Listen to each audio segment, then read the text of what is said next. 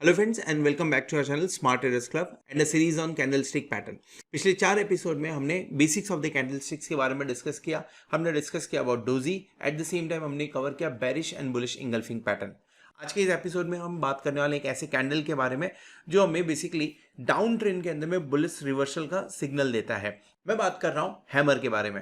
Hammer basically एक छोटी body के साथ में और एक लॉन्ग वीक्स के साथ में आता है। आप इसे वीक्स बोल लीजिए, इमोशंस बोल लीजिए, टिक बोल लीजिए, लेकिन जितना उसका इमोशंस लॉन्ग होगा उतनी ज़्यादा प्रोबेबिलिटी होती है कि हैमर सक्सेसफुल होगा। सो बेसिकली हैमर को आइडेंटिफाई करने का बहुत ही सिंपल तरीका है। ये डाउन ट्रेंड में आपको मिलेगा। At the same time body इसकी छोटी होगी और जो इसका शेडो होगा ये शेडो लगभग 2 से 3 गुना ज़्यादा होता है बॉडी के हिसाब से। अगर आपको अपर शैडो देखने को मिलता है या अपर वीक देखने को मिला, छोटा सा मिला चलेगा, लेकिन अगर बड़े शैडो देखने को मिले तो डेफिनेटली इसे अवॉइड करना चाहिए। हैमर के अंदर में जितना बड़ा इसका शैडो होता है उतने ज़्यादा चांसेस होते हैं, उतनी ज़्यादा प्रोबेबिलिटी होती है कि ये हैमर सक्सेसफुल होगा। सो बेसिकली हैमर बनता क्यों है ये समझ लेते हैं। एक डाउन ट्रेंड के बाद में जब बुल्स एंड बियर्स के बीच में फाइट होती है तो उस टाइम पे एक कैंडल फॉर्म होता है, जिस कैंडल के अंदर में बियर्स बेसिकली फाइट करके मार्केट को नीचे की तरफ लेके जाते हैं। बट एक ऐसा समय जहां पे बुल्स इंटर करते हैं और वहां से जो बायर्स होते हैं उनका प्रेशर क्रिएट होना चालू होता है। सो इसे दो डिफरेंट पार्ट में आप बांट लीजिए। लेट्स से एक 10 मिनट के कैंडल के अंदर में हैमर पैटर्न बना हुआ है। अब जो हैमर कैंडल है आपका, अगर मैं इसे 10 मिनट की जगह पे दो डिफरेंट कैंडल्स में डिवाइड कर लेता हूं तो पहला 5 मिनट कैंडल आप ऐसा मान के चलिए कि बियर्स हावी थे मार्केट के ऊपर में और मार्केट को पूरी तरीके से नीचे लेके गए थे। नेक्स्ट 5 मिनट्स बुल्स हावी हुए जहां पे उन्होंने मार्केट को ओपनिंग प्राइस के आसपास में ले जाके क्लोज किया हुआ है। अब इन दोनों कैंडल्स को अगर आप मिला देते हैं, ऐड कर लेते हैं, तो आपको हैमर बनता हुआ नजर आता है। सो हैमर इज नथिंग बट एक फाइट जो बुल्स एंड बियर्स के बीच में होती हुई नजर आती है, लेकिन उस फाइट में जो जीतता है वो बेसिकली बुल्स है। यानी जो प्रेशर है बाइंग का वो इस पर्टिकुलर कैंडल में आपको देखने को मिलता है। इसीलिए इसे एक बुलिश सिग्नल माना जाता है, इसे एक बुलिश रिवर्सल सिग्नल माना जाता है। Now the question which comes in our mind, तो अगर हमने हैमर आइडेंटिफाई कर लिया है सो क्या हैमर पे हमें तुरंत ट्रेड ले लेना चाहिए? The answer is no. अगर आपको हैमर के ऊपर ट्रेड लेना है या हैमर पैटर्न के ऊपर में ट्रेड लेना है सो आपको कंफर्मेशन का वेट करना चाहिए।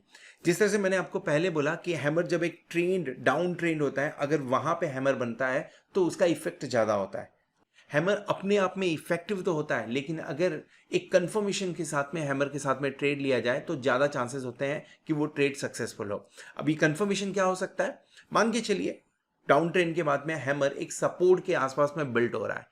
अब सपोर्ट आपको कैसे ड्रॉ करना है ये ऑलरेडी मैंने डिस्कस किया हुआ है, उस पर्टिकुलर वीडियो का लिंक आपको डिस्क्रिप्शन में मिल जाएगा। आप सपोर्ट ड्रॉ कर लीजिए, सपोर्ट के पास में हैमर बनता हुआ नजर आ रहा है, चांसेस बढ़ जाते हैं कि हैमर सक्सेसफुल होगा। मान के चलिए आप किसी मूविंग एवरेज को फॉलो करते हैं, उस मूविंग एवरेज के पास में ये सपोर्ट बनता हुआ, ये हैमर बनता हुआ नजर आ रहा है, तो डेफिनेटली चांसेस बढ़ जाएंगे कि हैमर आपका पॉजिटिव इंपैक्ट क्रिएट कर सकता है।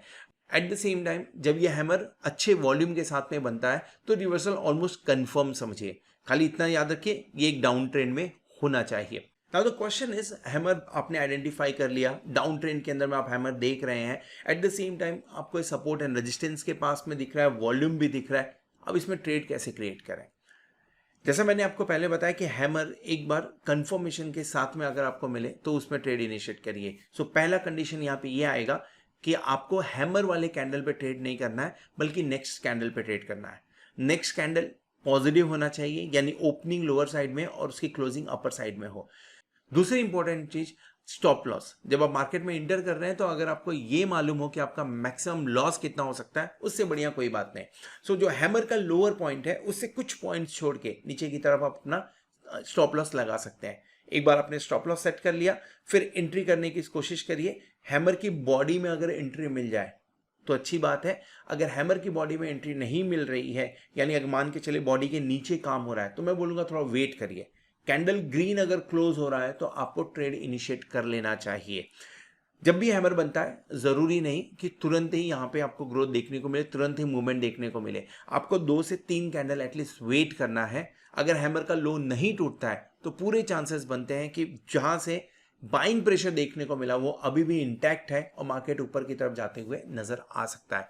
टारगेट कितना रखना है आपको, हैमर का लो और हाई ये कैलकुलेट कर लीजिए, उसके हिसाब से आप at least 1.5 times of the hammer size ये आप टारगेट रख के काम कर सकते हैं हैमर के टॉप से। तो मैं एग्जांपल के लिए बोल देता हूं, मान के चलिए कि हैमर का जो टॉप था वो 10 का था और जो बॉटम था वो 5 का था, यानी 5, मैं 5 पॉइंट्स की बात कर रहा हूं। सो आपका जो टारगेट बेसिकली बनेगा वो 7.5 का बनेगा, बट ये 7.5 10 के ऊपर, यानी टोटल 17.5 का आपका टारगेट होना चाहिए।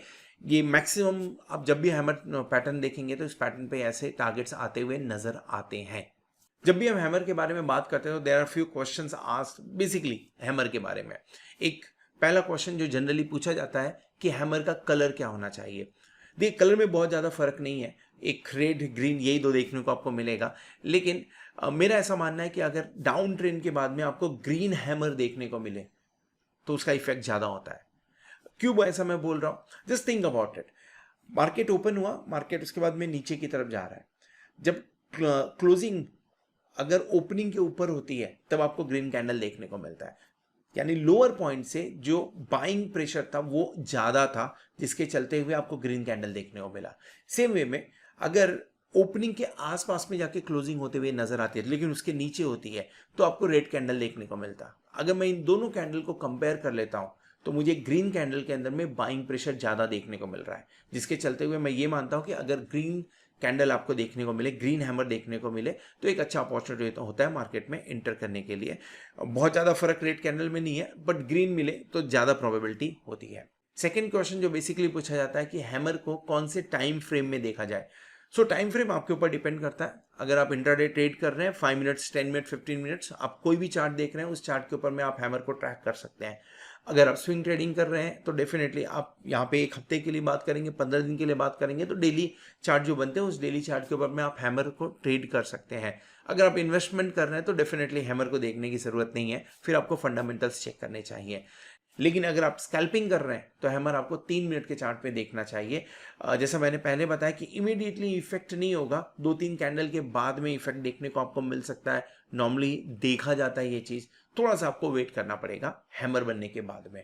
अगर आपको प्रॉपर एंट्री मिलती है एंट्री ले लीजिए, नहीं तो आप चार्ट के हिसाब से अपने ट्रेडिंग स्टाइल के हिसाब से एंट्री लेने की कोशिश करिए।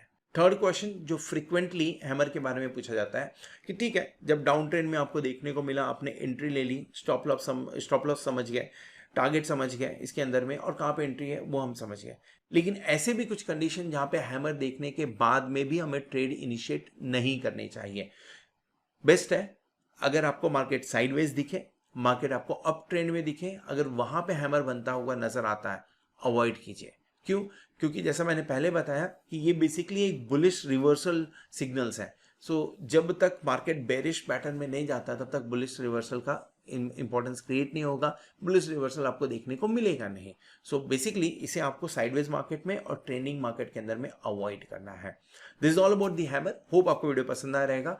In case if you have any question about the hammer please do let me know. आप कमेंट बॉक्स में उसे मेंशन करिए, मैं उसे आंसर करने की कोशिश करूंगा। मिलेंगे नेक्स्ट एपिसोड में अनदर इंडिकेटर के साथ में, अनदर कैंडल पैटर्न के साथ में। Thank you very much, good night.